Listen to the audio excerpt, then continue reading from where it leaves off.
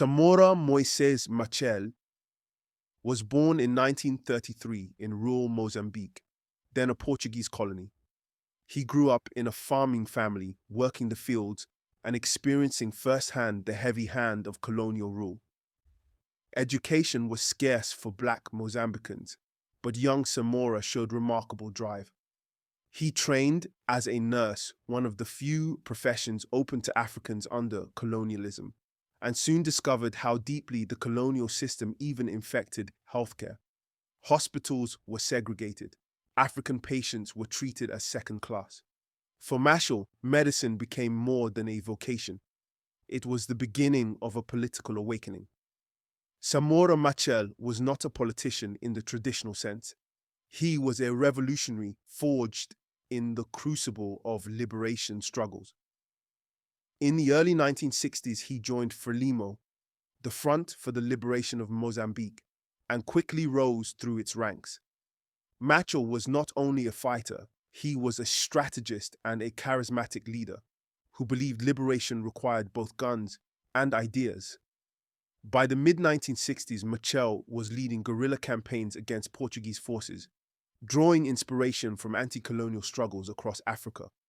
Like Fanon in Algeria, he understood that colonialism was not only military occupation, it was a system that sought to dominate minds, cultures, and futures. As commander of FRELIMO's army, Machel proved himself both disciplined and visionary. He insisted that fighters respect the civilian population. No looting, no mistreatment. Guerrilla warfare, in his vision, was not just about defeating the Portuguese military. It was about building trust with Mozambicans in the liberated zones.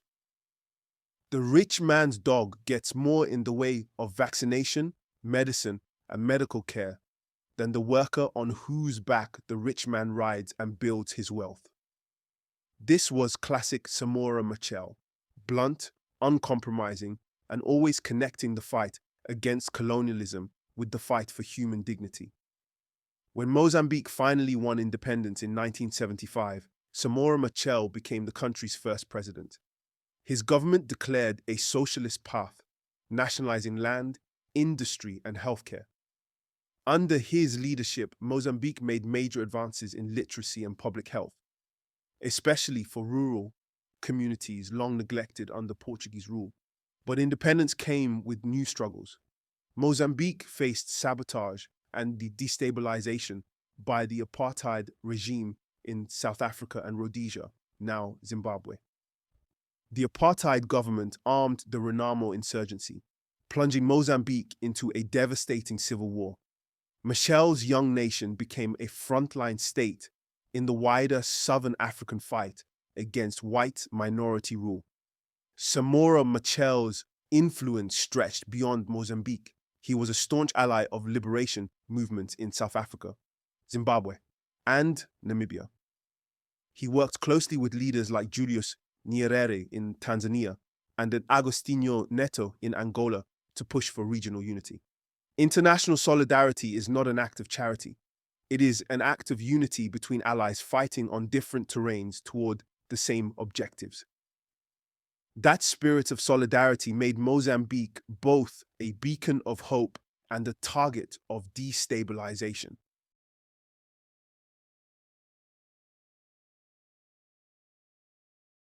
Mozambican women, Mozambican men, workers, peasants, and fighters, compatriots. Today, the People's Republic of Mozambique was born, a state born of our people's struggle for freedom and independence, which spanned many centuries, a state in which the power of the alliance of working people is being established in our country for the first time. The profound historical significance of this moment in the life of our people cannot escape any Mozambican nor any citizen of any other country, whether free or still oppressed, and neither can the international dimension of this fact in relation to the community of nations of which we are now becoming a full and integral part. But it is not so much about the present we are living through, although exalting, which can be seen in our faces, houses, and streets, and which exists even more profoundly in our consciousness. It is not so much about the present of happiness, enthusiasm, and euphoria that we are going to speak. We wish above all to recall the past so as to foresee and plan the future better. We wish first and foremost to recall the memory of our heroes, those who fell in the struggle against the foreign invaders, those who perished in the slaughterhouse of Portuguese colonialism through deportation, the slave trade, and forced labor, those who were condemned by colonial fascism to slow death, family disintegration, spiritual disintegration, and depersonalization. We wish to honor the memory of all the glorious fighters who have fallen in the course of the armed struggle for national liberation. And before all else, and to remind everyone, we cite the imperishable memory of the first president and founder of FRELIMO, Eduardo Chivambo Mondlane.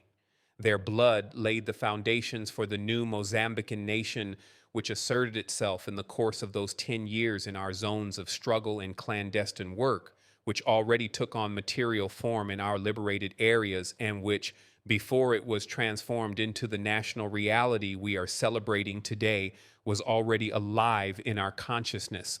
We ask every Mozambican from the Rovuma to the Maputo to join us in observing a minute of silence in their memory. The People's Republic of Mozambique is being born as the fruit of the Mozambican people's unshakable will and iron determination to win back their freedom and enjoy the supreme and inalienable right of all people's national independence. At this time, when we are winning this independence, we must reflect on the reality which prevailed in the previous situation under colonial domination. Why did colonialism kill? Why did it seize, deport, and massacre people? Why were our mothers and wives raped, our traditions humiliated, our civilization negated, and Mozambicans arrested for the slightest show of patriotism? Why was alcoholism made widespread and prostitution and the disintegration of the family encouraged? And why were whole families removed from their home regions and forced to abandon their ancestral lands, their cattle, houses, and few possessions? Why did all this happen in many places in our country as the unmistakable mark of the Portuguese colonialists? Could this have been a sadistic manifestation of the evil genius of a people, the result of the bestial wickedness of a man or group of men? Let us not deceive ourselves about this. Portuguese colonialism was the form that imperialist domination assumed in our country, the exploitation of a whole people and their resources by foreign capitalism, both Portuguese and from other countries. It was in order to exploit our labor power that thousands of Mozambicans were enslaved and taken to the coasts of the Americas, where the few who arrived were sold as commodities. It was in order to exploit our sweat that the colonial administrators seized us and sent us into forced labor.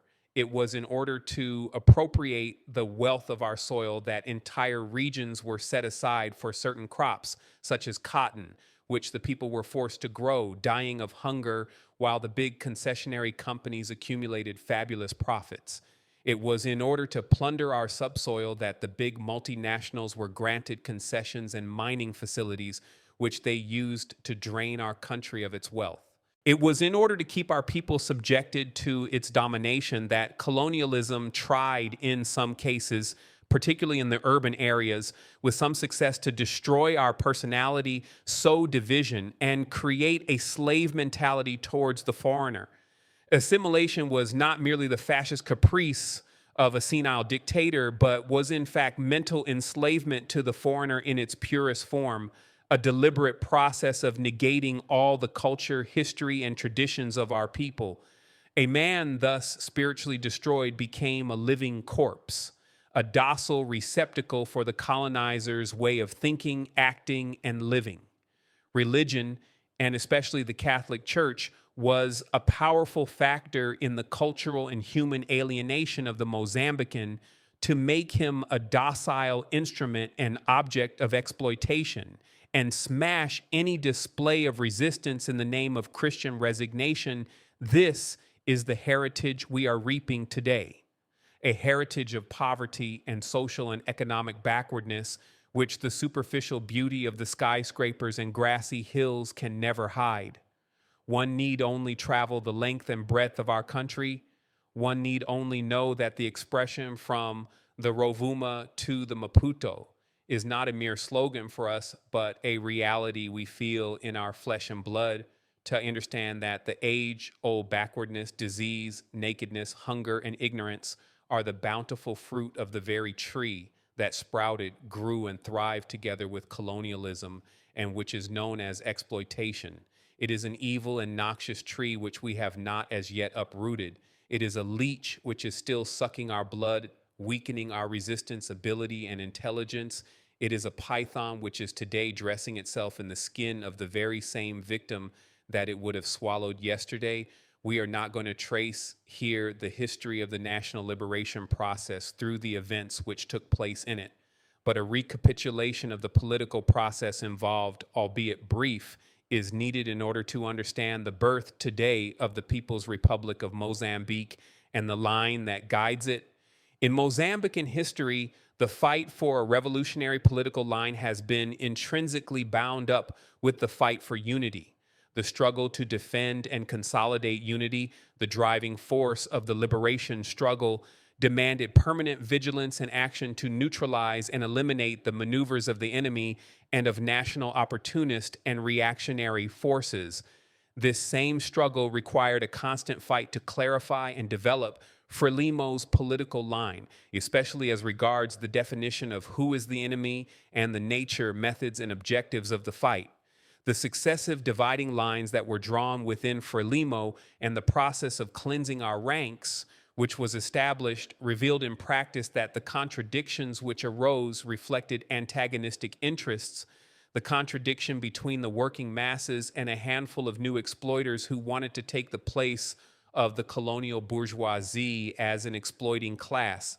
By defining racism, regionalism, and tribalism as enemies to be fought against, just like colonialism, the Central Committee meeting held in October 1966 deprived the opportunists of the chief instruments of their anti-people maneuvers. The same meeting put an end to the contradiction between political militants and military militants by defining the struggle as a politico-military one, thus enabling the most vanguard elements to free themselves from the control of marginal reactionary elements. The historic decision to entrust the People's Forces for the Liberation of Mozambique with creating the Women's Detachment, women's instrument in their historic struggle for emancipation, broadened the base of mass support for our struggle and brought new decisive forces into the revolutionary fight. These ideological victories permitted the impetuous advance of the liberation struggle, the destruction of substantial enemy forces, the expansion of the armed struggle to Tate Province, the transformation of the semi-liberated areas into areas free from the system of exploitation, and the beginning of the process of creating operational bases. Our politico-military victories having made Portuguese colonialism more desperate and increased the isolation of the strata among us with exploitative designs, the contradictions between the masses and the exploitative system became more marked. In a desperate attempt to stave off their inevitable defeat, the colonialist and reactionary forces joined forces and launched an offensive of maneuvers and crimes against the correct political line headed by Comrade Eduardo Mondlane. The Second Congress of FRELIMO, which was held in the liberated areas of Niassa Province in June 1968, exposed and neutralized the reactionary forces and their ideas, enabling the broad masses to consolidate their unity behind FRELIMO's just and clear objectives. This fresh victory unleashed a wave of reactionary violence in which new national exploiters, now openly allied with the colonial imperialist force, started a process of physical liquidation of revolutionary militants and leaders, a process which culminated in the barbarous assassination of Comrade Eduardo Chivambo Mondlane on the 3rd of February, 1969.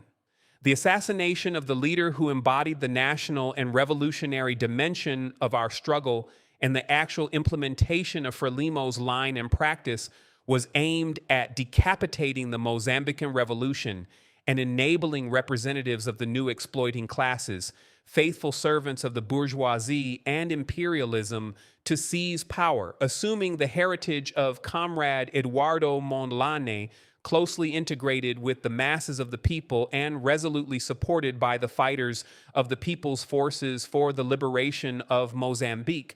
The most dedicated sons of the people, the revolutionary vanguard of FRELIMO, stood up against the forces of opportunism and reaction during the historic Central Committee meetings held in April 1969 and May 1970, and exposed, isolated, neutralized, and eliminated the erroneous political line of the new exploiters.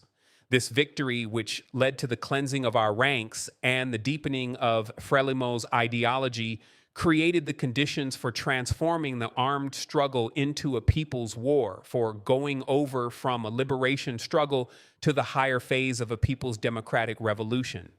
The ideological transformations which took place led to a new impetuous development of the liberation struggle. The strategic defeat of colonialism in the period from May to September 1970 during Operation Gordian Knot, the smashing of the blockade of the Zambezi by the expansion of the armed struggle to south of the Zambezi in November 1970, and the opening of the Manica a Sofala front in June 1972. It was from the time of the failure of the big Gordian Knot enemy operation that the irreversible, deep-rooted, and profoundly popular nature of the revolutionary process led by FRELIMO was affirmed, and it was from that time that the disintegration of squalid Portuguese colonialism started to be hastened at a giddy pace. Neither the transformation of the colonial war into a colonial imperialist war through the internationalization of the aggression against our people, nor the intensification of the plunder of our resources by the monopolies, the most criminal strategic plans like the Cabora Bassa one, could halt the progress of our struggle and its progressive expansion to the whole country. The attempt to terrorize our people by the systematic bombing of villages, schools, hospitals, cultivated fields, by the use of chemical agents, and finally by massacres like those at Wiriamu, Joao, Chawol, and in Hemanga, sharpened the contradictions and strengthened the people's determination to destroy the enemy. At the international level, Portuguese colonial fascism, which still had some room for maneuver thanks to the active complicity of the capitalist countries, and particularly some members of NATO, started to be denounced with renewed vigor and was isolated abroad, as shown by the expulsion of Portugal from one international organization after another. The watchword issued by the Central Committee in December 1972, calling for a general offensive on all fronts, hastened the collapse of the enemy.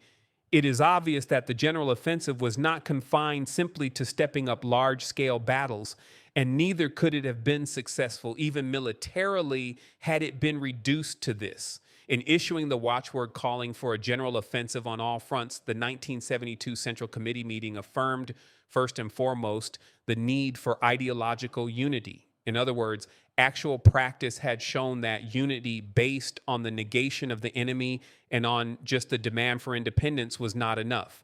It was essential that unity be achieved on the basis of a clear and unequivocal definition of the principles of what we want to do, how we want to do it, and what kind of society we want to build. And above all, the principles asserted must be lived by and developed through consistent practice. The struggle therefore spread. New fronts were opened and the ideological line gained strength in the liberated areas, establishing a clear dividing line in relation to the enemy-controlled zone. Sound foundations were laid for people's democratic power. It was a correct line combined with correct practice, which led to the destruction and defeat of Portuguese colonialism and opened up a new phase in the Mozambican people's independence process, which started with the Lusaka Agreement and has just ended with the proclamation of the complete national independence of Mozambique. The task of the transitional government was essentially that of consolidating the power so arduously won, especially by extending popular mobilization and making it more far-reaching.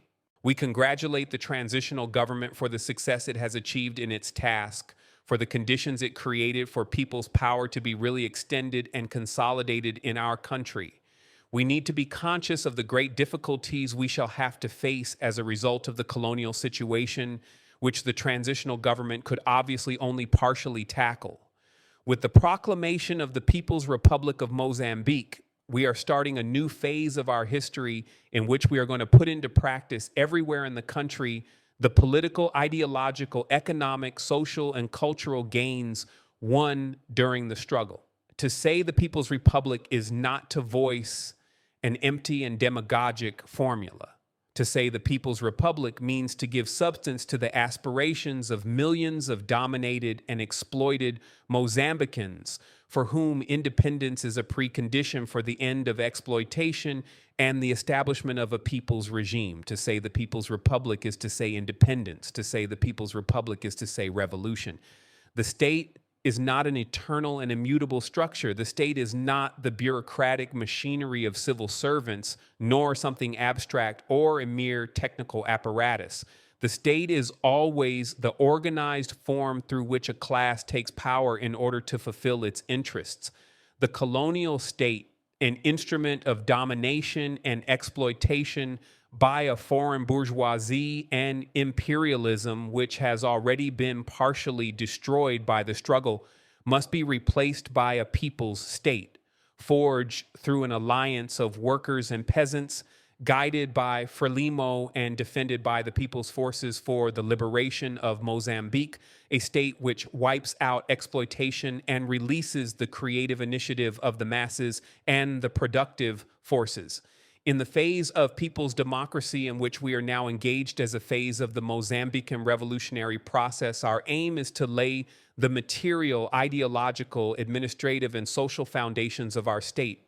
We need to be aware that the apparatus we are now inheriting is in its nature composition and methods, a profoundly retrograde and reactionary structure which has to be completely revolutionized in order to put it at the service of the masses. There are other realities we also need to be profoundly conscious of. The fact that we are winning political power but do not yet have economic power, that the administrative, educational, health, judicial, and other machinery still escaped our control.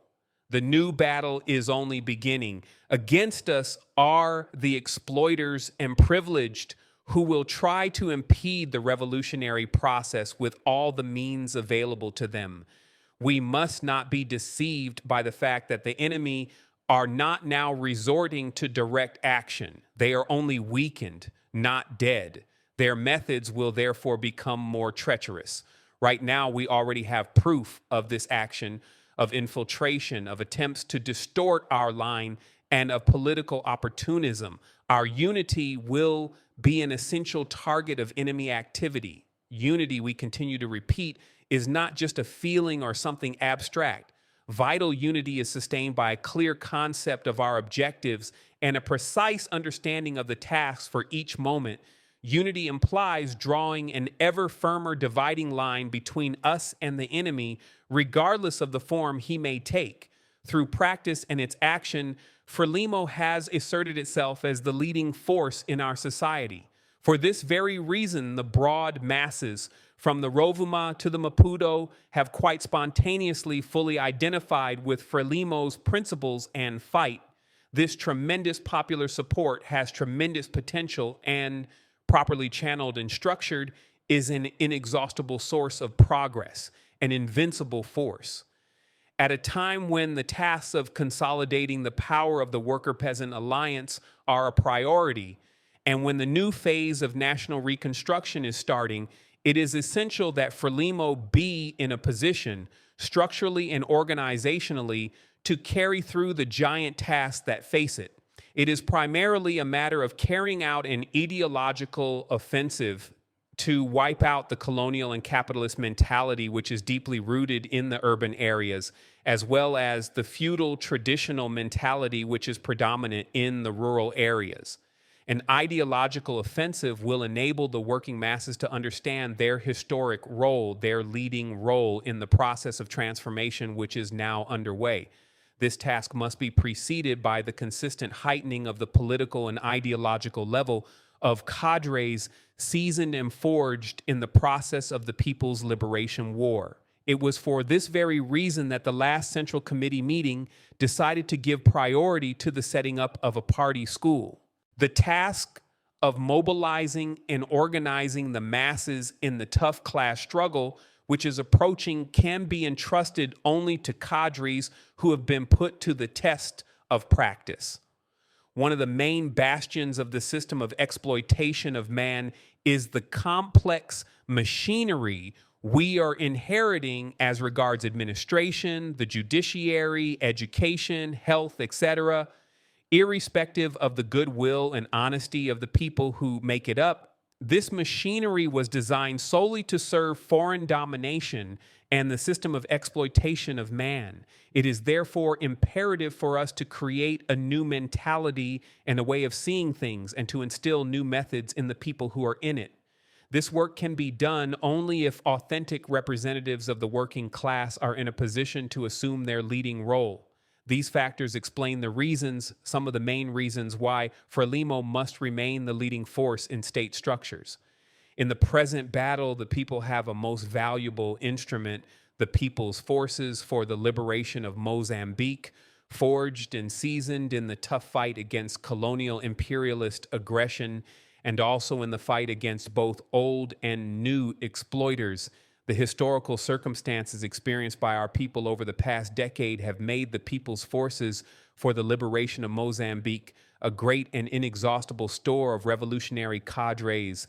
By consistently raising the political and class consciousness of the fighters, consistently raising their educational, cultural, and technical level, strengthening discipline in our ranks, reinforcing the feeling of internationalist duty and educating the new generation of fighters in the glorious revolutionary tradition of the People's Forces for the Liberation of Mozambique, we shall always have a decisive force to defend our country, the revolution, and the interests of the masses of the people. Now, as in the past, the People's Forces for the Liberation of Mozambique are also a combat detachment on the fundamental fronts of production, study, and mass mobilization.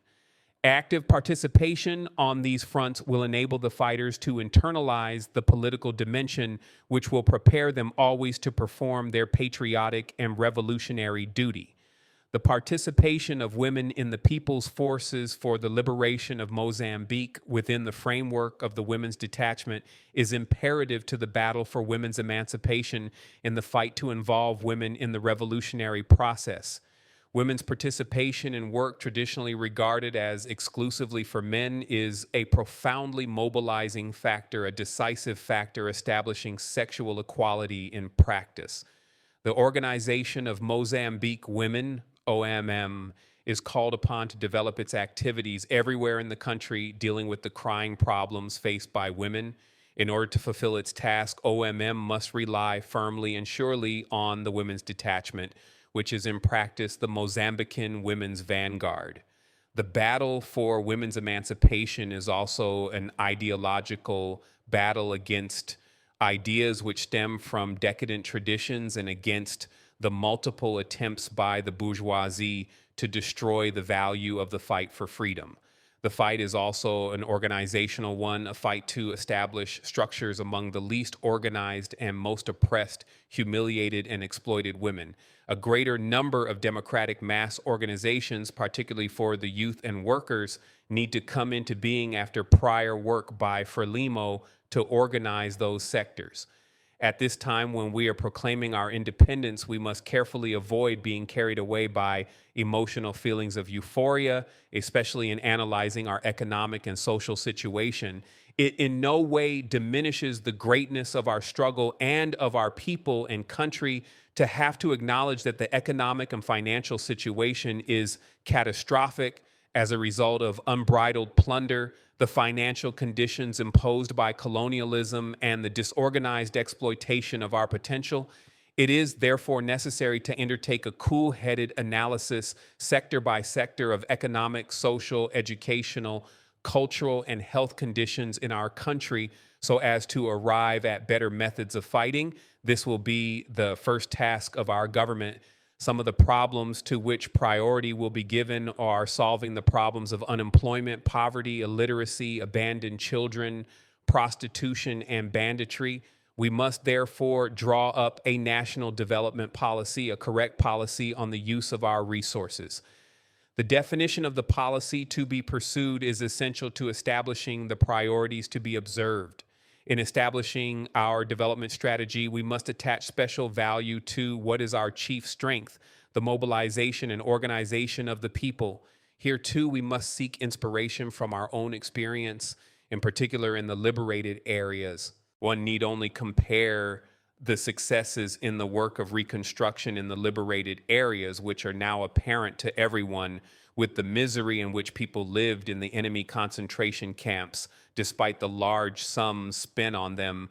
Therefore, we shall not seek solutions to our problems in miraculous palliatives coming from abroad, but we shall rely above all on our own forces, getting down to work with determination, with a clear program and clear objectives. In this respect, we should like to emphasize the role we continue to ascribe to the liberated areas, to FRELIMO's bases and centers, as a store and source of inspiration for our revolution. It is in these areas that the population has already been living long years outside colonial society and its vices, defects, and corrosive influence. It is in our centers and bases that a new and truly free generation is growing up, one which really deserves the name of continuadores, the continuers of the revolution. Clearly, the creation of a new life in the liberated areas was not an accident or the automatic result of breaking off contact with colonial society. Far-reaching political, ideological, and organization efforts had to be made to overcome the influence of the past, the attempts of traditional forms to reassert themselves, and the new exploiters. It is important to remember this experience in order to prepare for the new phase.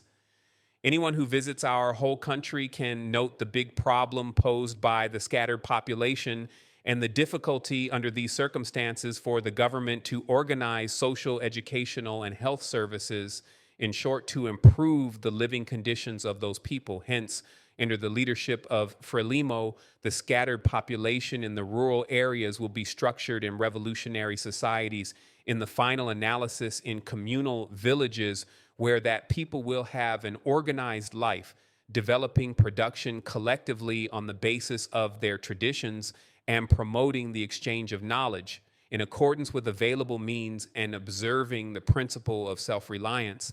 The state will give all possible help to these communal societies, encouraging them to multiply and develop. In this way, it will be possible to provide the people with services which will really enable them to enjoy greater well-being, especially by raising their technical and educational level and by supplying water, electricity, healthcare, and cultural activities. Organizing communal societies must be a priority in our activity for both the party and the state. The party must launch a big campaign to mobilize and explain at the best living and production conditions the need for unity, the struggle against racism and tribalism. The fulfillment of the giant tasks that lie ahead of us implies achieving and consolidating unity. To be united, it is not enough to state that one is united. LT is necessary to wage a constant battle against all divisive situations and tendencies. It is necessary to understand the grandeur, diversity, and complexity of our country. Knowing this complexity means studying the divisiveness in our country and the ways of combating it. Among the various vestiges of colonialism, Mozambican society has to a very high degree one typical form of discrimination, that based on racial and social groups. In Mozambique, we see parallel societies taking the form of clubs set up on the basis of race or of greater or lesser pigmentation, which have no contact with one another apart from compulsory and superficial contact during their working hours. This kind of social organization abounds with superiority and inferiority complexes, with repressions and tensions. It is imperative that all these specific peculiarities give way to real unity between Mozambicans. We do not know tribes, regions, races, or religious beliefs. We know only Mozambicans who are equally exploited and equally desirous of freedom and revolution. We should like also to devote our attention to the problem of the relations which have traditionally existed between the church, religion, and the state, and to state very clearly what these relations will be in the People's Republic of Mozambique. In the society we want to build, the state will be based on the principle that all change in society is a result of Manny's struggle on the fronts of class struggle, the fight for production and scientific innovation, and also the contradictions in natural phenomena. Colonialism, capitalism, the different systems of exploitation of man in our society have always been associated with religious institutions. The colonial state transformed the faith of believers into a tool for neutralizing the people's legitimate rebellion. It is the duty of the state to guarantee freedom of conscience for its citizens, which implies especially the protection of children against indoctrination within state institutions, as happened in the colonial schools, which subjected children of differing religious origins to the evangelizing of the Catholic Church. In order to respect freedom of conscience, the state cannot be connected with any religion or appear to have links with any of them. It is up to the state to ensure the freely exercised right of every citizen to believe or not believe. The mobilization of the masses is a right and a duty won solely by FRELIMO through arduous struggle against colonialism and imperialism. The close association of religious institutions with the machinery of aggression and domination over our people certainly does not give them any right today to demand something against which they have always fought. The Mozambican people did not struggle alone. Throughout the tough armed fight for national liberation, FRELIMO established relations of friendship, solidarity, and mutual help with peoples and countries, sharing the same aspirations of freedom, independence, and social progress. This assertion does not stem just from feelings of gratitude, although on this day of happiness, we cannot fail to say how much the Mozambican people appreciate and esteem the fraternal and disinterested help they receive from peoples, countries, organizations, and individuals who made their efforts and sacrifices effective and victorious. In the first lines of this combat front, we find the national liberation movements, fighters in the same fight and the same trench, comrades in arms who struggled alongside us and with whom we have established fraternal and indestructible relations of solidarity. To them, we wish to affirm above all in this liberated African land that the People's Republic of Mozambique fully assumes the internationalist dimension of the fight for the liberation of Africa and mankind, and that our common struggle continues. Through our comrade and friend, President Mohamed Siad Barre, current chairman of the Organization of African Unity, we wish to hail all of independent Africa, our great and reliable rear base. Through his illustrious person as a revolutionary African militant, we wish to hail the political, moral, diplomatic, and material support of African countries and their consistent solidarity with our struggle. We wish in particular to hail our brothers from Tanzania and Zambia who, without any hesitation or calculation of any kind, accepted all the risk involved in their position as our strategic rear, who suffered loss of life and property because they did not compromise with colonialism and made their contribution to Africa's liberation, because our struggle was correctly a part of the common anti-imperialist fight.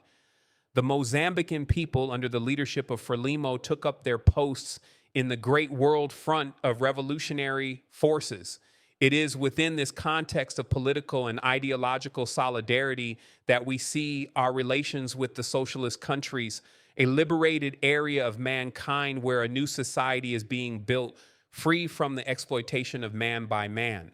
The People's Republic of Mozambique will develop and intensify its militant relations with all socialist countries, seeking to benefit from their experience insofar as it is the common patrimony of mankind in the political, ideological, organizational, economic, social, and cultural spheres.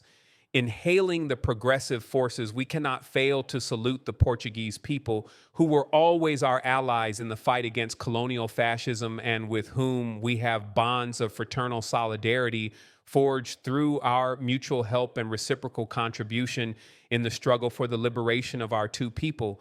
Because our struggle never took on a radical character, and because our people were always able to distinguish between the colonial fascist regime and the Portuguese people, today we can extend a friendly hand to the Portuguese people without any complexes of any kind, so that we can build a future of friendship together without hatred or feelings of revenge, on the basis of mutual respect and respect for the personality of each people.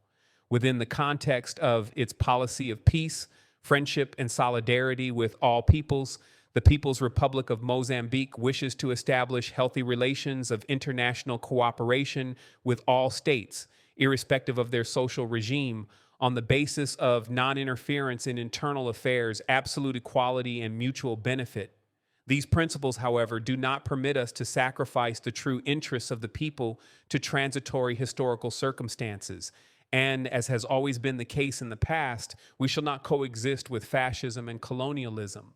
We attach great importance to developing our relations with the states of Africa, Asia, and Latin America, which are also victims of imperialist plunder and aggression.